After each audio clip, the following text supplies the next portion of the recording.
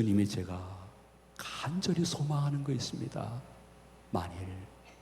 만일 주님이 떠나신다 하면 나는 죽어져 없어질 것인데, 그러기 전에 주여 저와 함께 하시고 저의 영육간의 건강을 회복시켜 주시옵소서. 제 삶을 회복시켜 주시옵소서. 주님을 사랑하는 자가 주의 사랑을 받으며 주님을 간절히 찾는다가 그분을 만나게 될 줄로 믿으시기를 바랍니다. 그냥 아무런 의미 없이 성전의 공기만 진동시키는 하나님의 자녀가 아니요, 주님, 제가 크게 기도하지 않더라도 저의 기도와 눈물을 보시고 잠잠치 마시며 나그네 길 걸어갈 때에 주님 제 곁을 떠나지 마라 주시옵소서.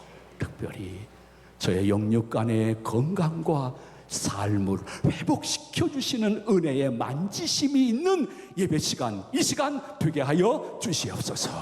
시편 기자의 고백이 나의 고백이 되고 그 간절함이 내 것이 되어지면 이 순간 예수의 영이 여러분의 영육을 만지시는 은혜가 있을 줄로 믿으시기를 바랍니다.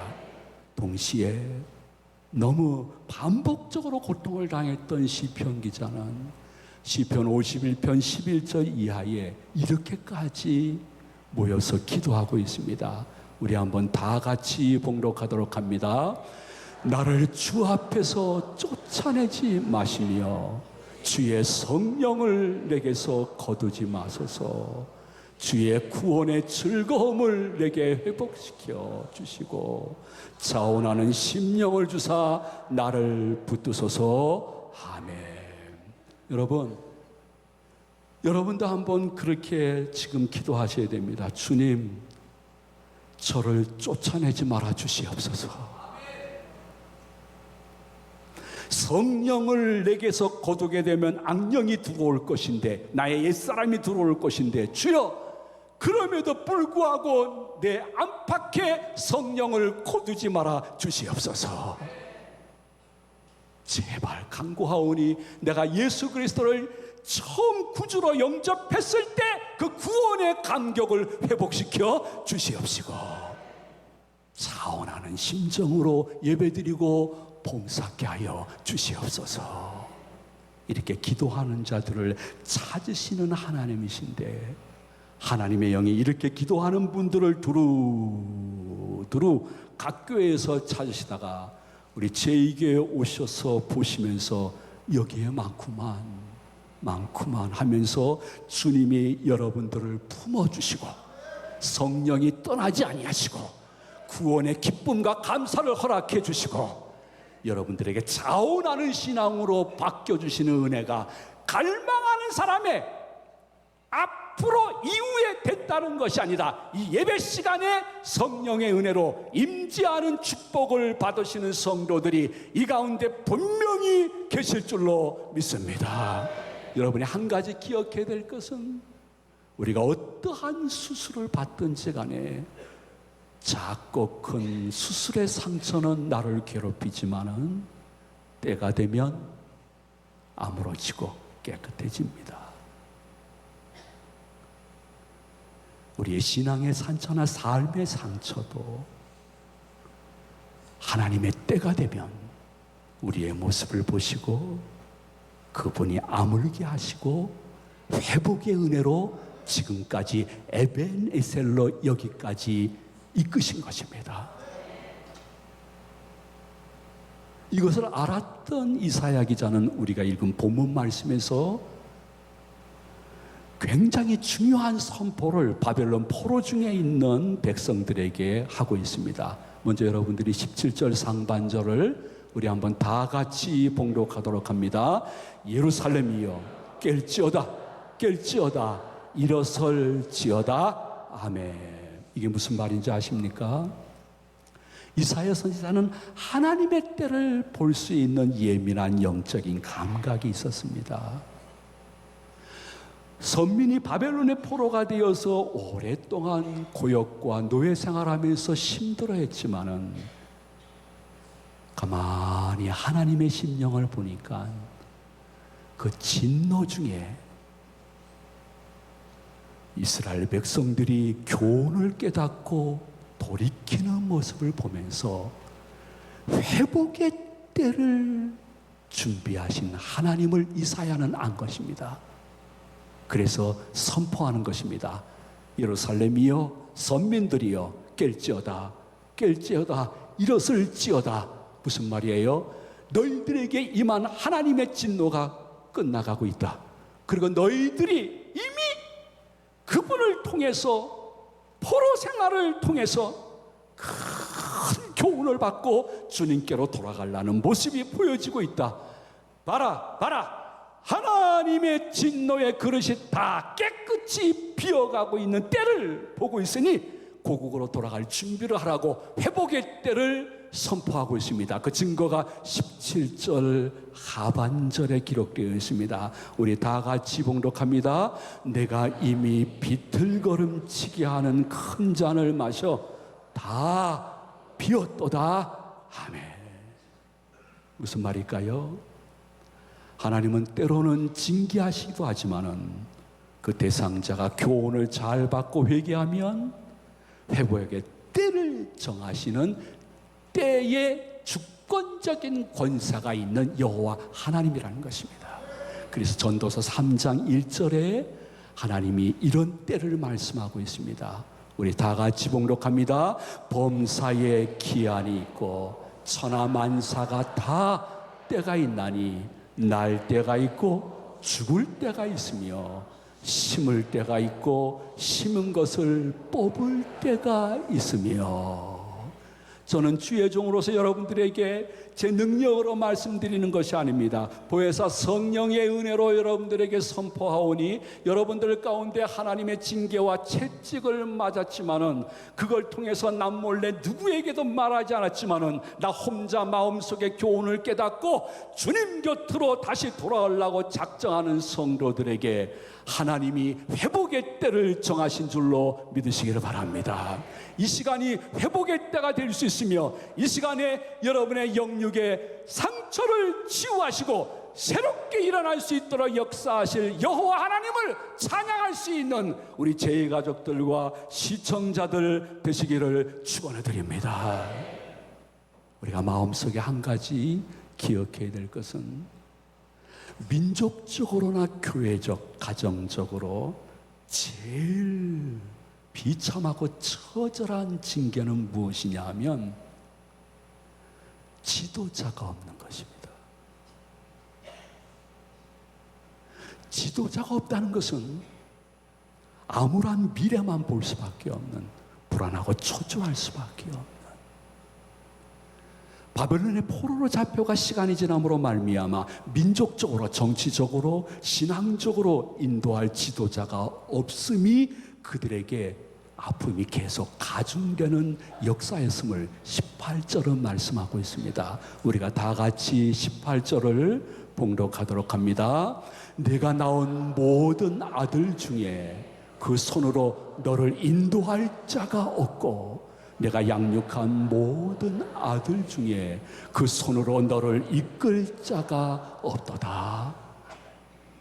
그것이 이스라엘 민족이든 한민족이든, 그것이 한국 교회이든 우리 교회이든, 그것이 여러분의 가정이든, 제일 큰 징계는 무엇일까? 지도자가 없던 것입니다. 두 번째는 그물에 걸린 영양처럼 빠져나가지 못하고 어쩔 줄 모르면서 죽음만 기다리는 것이 재앙인 것입니다. 이것이 어쩌면 한국 땅에도 낮은 구름처럼 깔려있다 하는 것을 웬만한 사람은 느낄 수 있을 것입니다. 한번 19절 이하에 두 가지 재앙이 무엇인지 다시 한번 확인하십니다. 시작. 두 가지 일이 내게 닥쳤으니 누가 너를 위하여 슬퍼하랴. 곧 황폐와 멸망이여 기근과 칼이라. 누가 너를 위로하랴. 내 아들들이 곤비하여 그물에 걸린 영양처럼 온골이 모퉁이에 누웠으니 그들에게 여호와의 분노와 내 하나님의 견책이 가득하도다. 아멘. 여러분은 우리 대한민국 조국을 바라보면서, 그리고 한국교회와 우리 가정과 심지어 내 자신을 보면서 하나 독특한 것을 발견해야 됩니다. 그게 뭔지 알아요? 사람들은 왜 죄를 많이 짓게 되어질까? 어떤 때 죄를 많이 지을까? 성경적으로 보면 딱 두 가지입니다. 첫째는요, 핍박을 받을 때보다 너무 자유로울 때 죄를 더 많이 짓습니다. 그리고 두 번째는요, 전쟁의 때보다 모든 것이 너무 평화로울 때 사람들은 죄를 더 많이 짓습니다. 이스라엘이 그랬고 우리 대한민국이 그렇습니다. 2000년 기독교 역사를 보게 되어지면 기독교인들이 핍박을 받고 전쟁 속에서 막 믿음을 지키다가 죽어갈 때는 기독교인이 많지 않았습니다. 그런데 그 소수는 다수를 넉넉히 인도할 수 있는 강력한 권능과 삶의 모범이 있었습니다. 그런데 기독교 2000년사를 돌이켜보게 되어지면 기독교가 너무 자유로워지고 핍박이 없고 기독교를 향한 전쟁이 없을 때 기독교는 기독교인은 점점 여호와 하나님 앞에 더 많은 죄를 지으면서 진노를 쌓고 있는 것을 볼 수가 있습니다. 너무 자유롭고 평화로워서 우리 마음속에 오는 유혹이 무엇이냐 하면 그때부터는 좀 하나님이 거추장스럽습니다. 그래서 전에는 정말 눈물 뿌리면서 하나님이 나를 보고 계시다는 찬송에 감격을 했는데 지금은 하나님이 나를 보고 있다는 것이 솔직히 조금 귀찮습니다. 싫습니다. 하나님이 나의 모든 언행을 알고 계시며 보고 계신다는 사실이 전에는 큰 힘이 되어서 주님 감사합니다 했는데, 너무 자유롭고 평화롭고 거침이 없고 핍박이 없는 신앙생활하다 보면 어느 날 내가 하나님이 나의 언행을 보고 있다는 것이 귀찮습니다. 싫습니다. 안 봤으면 좋겠습니다. 그러면서 모든 교회 안팎의 사람들이 짓는 죄는 무엇이냐 하면 그때부터는 내가 좋으면 다 좋은 겁니다. 내가 싫으면 다 싫은 것입니다. 하나님과 그의 말씀이 기준이 아닙니다. 그래서 그 누구의 말도 듣기를 거절합니다. 그 누구의 지도와 인도도 받기 원하지 않습니다. 심지어 에레미야 시대의 선민들은 선지자들이 말하는 것에 대해서 귀를 막고 선지자를 향해서 돌을 던질 정도로 나는 나인 것입니다. 인생은 자아 성취, 내 자신의 성취를 위해서 사는 것이지 하나님을 위해서 사는 것이 아니라는 것입니다. 이것이 반복됨으로 말미암아 하나님의 진노가 점점 쌓이게 되어서 지금 우리 대한민국도 지도자가 없습니다. 지도자들이 없습니다.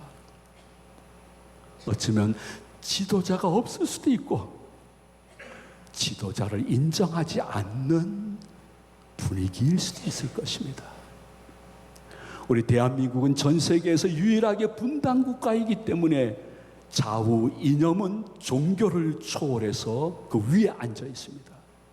아무리 훌륭한 장로님, 목사님, 권사님, 집사님이라 할지라도 정치적인 이야기가 시작이 되어지면 믿음은 온데간데 없어지고 좌우로 끝없이 다투면서 얼굴을 붉히고 있습니다. 지도자가 없습니다. 지도자들을 인정하지 않는 분위기입니다.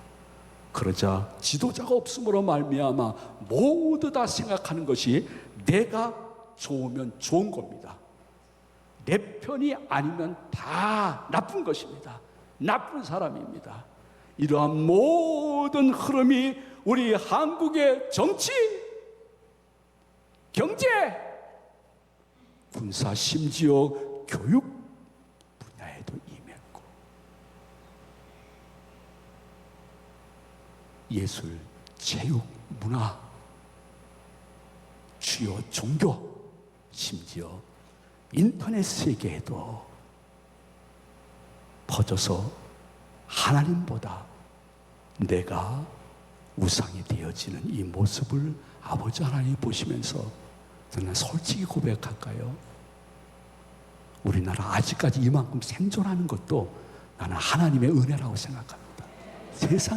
세상에 여러분 생각해 보십시오. 미국의 어떠한 국회의원이 얘기를 한 인터뷰 내용인 것입니다. 한반도는 굉장히 중요한 위치인데 위기에 처해 있다. 만약에 한반도에서 핵 한두 발만 터진다 할지라도 세계 1차 대전, 2차 대전과 비교할 수 없는 상상을 초월한 사람들이 죽어갈 것이다. 그가 이야기하기를 마치 소돔과 고모라 땅에 불 가운데 죽은 사람이 많았던 것 같은 인류 최초의 죽음이 한반도에서 일어날 수 있다고 말하고 있습니다. 근데 우리는 계속해서 나와 내 편이 옳다고만 합니다. 하나님은 주권자로서 앉아 계실 틈이 없는 것이 대한민국의 흐름입니다. 어떻게 이러한 대한민국이 여기까지 그래도 어딜 가더라도 원조를 받던 나라에서 원조를 하고 있으며 신앙적으로나 물질적으로 사랑을 나누면서 살 수 있는 국가로 오늘까지 지속이 될 수 있을까? 저는 철저히 우리 대한민국을 통해서 전 세계에 복음을 수출하는 선교사님들을 양산하고 그들을 사용하기 위해서 일방적이고 불강력적인 은혜를 이 땅에 주시고 있다 확신하고 있습니다. 그 다음은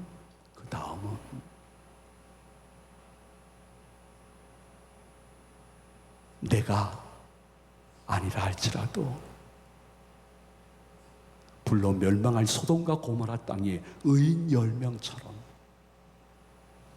이 민족을 붙잡고 한국교회를 붙잡고 우리 가정을 보면서 이름 들어 내 자식을 위하여, 며느리를 위하여, 남편을 위하여, 아내를 위하여 대신 회개기도 하고 믿음의 열정을 끝까지 간직하는 그 한 사람, 그 몇 사람을 보시고 그들의 기도를 들으시고 그들의 회개를 받으시고 그들의 회개의 열매를 보시면서 여기까지 이 민족과 우리 교회와 여러분의 가정을 더 크게 치지 않으신다는 것을 아셔야 됩니다. 여러분 언뜻 생각나시는 분이 가정에 있을 것입니다. 그것이 살아계시던 돌아가셨던 맞아. 나는 하나님께 너무너무 얻어맞은 짓을 많이 했는데 돌아가신 우리 할머니가 내 대신 얼마나 회개기도를 하셨으면, 내 엄마가 내 아빠가 얼마나 나를 위하여 회개의 열매를 하나님께 바쳤으면 내가 이 정도 살아서 이 일을 하고 있다니. 그러나 우리 교회 내에도, 그리고 지금 대한민국에 참 많은 교회들이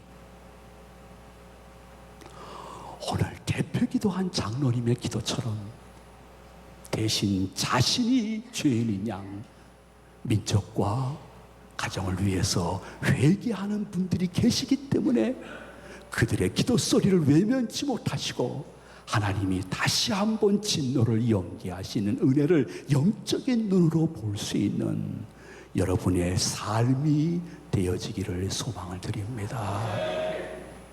하나님의 말씀을 마칩니다. 하나님은 아주 엄청난 다수보다는 마치 모세처럼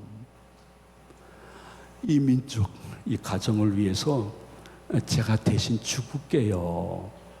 저들을 용서하시고 저들의 죄를 사하여 주시옵소서. 한 사람 때문에 이스라엘 민족이 사는 거예요. 에스더, 에레미야, 한 사람이 죽으면 죽으리라 하고 기도하고 대신 회개하고 민족을 위하여 자신의 목숨을 걸 때 그 모습을 보시고 마치 슬로우 비디오 보듯이 보시면서 나 저 에스더, 에레미야 때문에, 저들의 기도와 회개 때문에 나머지 죄인들을 용서하고 회복의 때를 결정하시겠다는 하나님이 에스더의 하나님이요, 에레미야 하나님이요, 우리의 하나님이요, 나의 하나님이 되는 줄로 믿으시기를 바랍니다.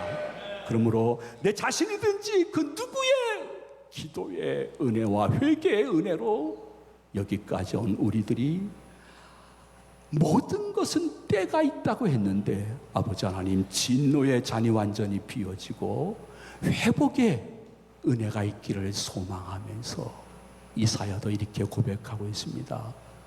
아버지 하나님, 진노의 때가 먹고 회복의 때가 다가와 민족적으로 개인적으로 갖고 있는 원통함을 풀어주실 역사를 제가 보면서 미리 감사하고 찬양합니다. 22절 상반절에 이렇게 말씀하고 있습니다. 우리 다 같이 봉독하도록 합니다. 내 주 여호와 그의 백성의 억울함을 풀어주시는 내 하나님이 이같이 말씀하시되 아멘. 수많은 수천만 명의 대한민국 국민 가운데 내가 대신 이 민족과 교회와 가정을 위하여 회개하고 간구하는 사람이 있게 되어지면 아버지 하나님이 때가 차면 이 네 가지의 억울함을 풀어준다는 것입니다. 첫 번째 22절 중반절인 것입니다. 보라, 비틀거림을 치게 하는 잔, 나의 분노의 큰 잔을 내 손에서 거두는 것이다. 하나님의 때가 차면 여러분의 기도와 회개 때문에 분노의 잔을 비게 하시는 은혜를 경험할 수 있는 여러분의 삶과 가정과 생각과 건강이 되시기를 축원해 드립니다. 두 번째 22절 하반절 다 같이 봉독합니다. 다시는 마시지 못하게 하겠다. 네가 요번에 받았던, 작년에 받았던 그 진노의 잔을 내가 다시는 마시지 않도록 너의 앞길에 선도하겠다는 언약인 것입니다. 세 번째입니다. 23절 상반절입니다. 그 분노의 잔을 너로 괴롭게 하던 자들의 손에 두리라. 이 녀석 참 잘해서 그래도 너의 신앙생활이 내가 보기에 예뻐, 기도하는 모습이 예뻐, 회개하고 회개의 열매를 맺으려고 하는 모습이 예뻐. 네가 받았던 진노의 잔을 너를 쳤던 그 사람이 받게 되는 역사가 있게 하리라. 마지막 네 번째는 23절 하반절 우리 다 같이 봉독하도록 합니다. 너를 넘어가려는 그들에게 내가 내 허리를 땅과 같게 길거리와 같게 하였느니라 하시니라. 아멘. 바벨론이 이스라엘 선민들을 포로로 잡혀갈 때에 다 엎드리게 하고 그 위를 걸어서 넘어갔습니다. 그런데 하나님의 회복의 때가 되어지면 도리어 바벨론 사람들을, 선민들이 엎드리게 하고 그들의 몸을 밟고 넘어갈 때가 있으리라. 때를 정하신 아버지 하나님은 우리들에게 회복을 명하시고 그리고 회복시키시는 좋으신 하나님이신 것입니다. 스스로 자신을 바라보십시오. 저도 저 자신을 바라봅니다. 동시에 여러분의 가정을 바라보십시오. 그리고 주님, 그래도 저 하나의 이 겨자씨만한 믿음 때문에 우리 가정을 향한 진노를 멈추시고 회복의 때를 보여주시기 시작하시는 하나님을 찬양을 드립니다. 저는 솔직히 고백합니다. 저는 그러한 경건이 없었습니다. 그 누군가 날 위하여 기도하고 날 위하여 회개했기 때문에 내가 이 정도의 삶을 누리는 것이 아닐까요? 주님, 이제는 저도 그 누군가를 위하여 기도하고 그 누군가를 위하여 대신 회개해서 너와 나와 우리가 같이 살 수 있는 아름다운 가정, 민족이 되게 하여 주시옵소서. 이 아름다운 도구들이 되어지는 은혜를 성령의 역사로 받아 누릴 수 있는 이 시간 되시기를 예수님의 이름으로 축원을 드립니다.